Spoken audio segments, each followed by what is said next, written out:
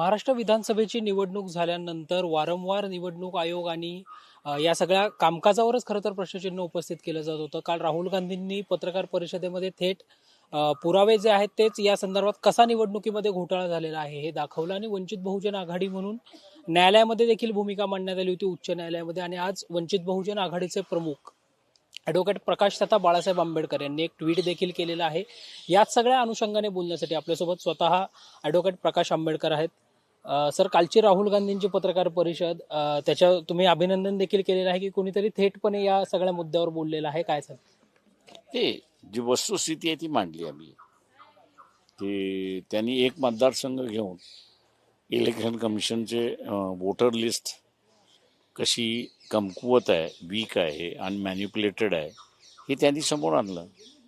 त्याच्यामुळे असं त्यांचं आम्ही अभिनंदन केलं आहे.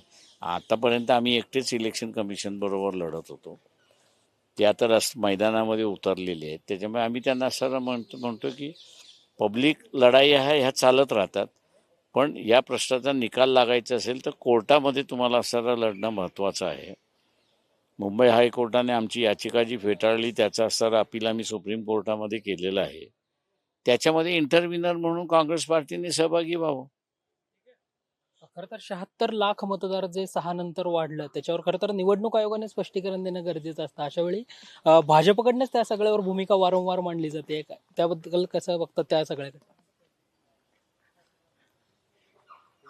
ज्या अर्थी बीजेपी म्हणते त्या अर्थी एक आमच्या सगळ्यांच्या मनामध्ये शंका आलेली आहे की इलेक्शन कमिशन हे त्यांचं एक विंग झालंय का, अशी असणारी परिस्थिती आहे. काँग्रेसने जी काल भूमिका मांडली ही जर या अगोदर पुराव्यानिशी मांडली असती, उच्च न्यायालयामध्ये जर काँग्रेस आपल्यासोबत आला असतं तर काही वेगळा निर्णय लागला असता, काय वाटतं? ते माझं म्हणणं असं आहे की निर्णय वेगळा लागला असता. याचं कारण असं आहे की लॉर्डशिपवरती त्यांनी ज्या पद्धतीने असणारं पिटिशन आमची डिसमिस केली, तेवढा सहजासहजी त्यांना जमलं नसतं. त्यांनी डिसमिस केली. आमच्या कारवाया ह्या आम्हीच आहेत. आता अपेक्षा आम्ही धरतो की सुप्रीम कोर्ट ते हिअर करेल अशी आमची अपेक्षा आहे. निश्चितच निवडणूक आयोगाच्या आकडेवारीवर, निवडणूक आयोगाच्या कामकाजावर आणि एकंदरीतच महाराष्ट्राच्या विधानसभेच्या निवडणुकीच्या अनुषंगाने जे काही प्रश्नचिन्ह उपस्थित केले जात आहे त्याच्यावर आम्हाला सर्वोच्च न्यायालयामध्ये न्याय मिळेल अशी भूमिका जी आहे ती ॲडव्होकेट प्रकाश तथा बाळासाहेब आंबेडकर यांनी व्यक्त केलेली आहे. कॅमेरा पर्सन शिवाजी साळुंकेंसह संकेत देशपांडे, टॉप न्यूज मराठी, पुणे. घ्या परदेशात भरारी, तेही सर्वसामान्यांना परवडणारी. 1 रुपया भरा आणि थायलंडमध्ये फिरा. सचिन इंटरनॅशनल घेऊन आले आहेत जगातली सर्वात स्वस्त परदेश टूर. पूर्ण 5 दिवसांचं पॅकेज आता फक्त 32,999 रुपयांमध्ये.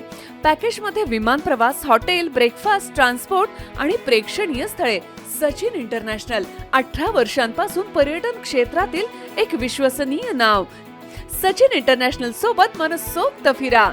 संपर्क 7767989898.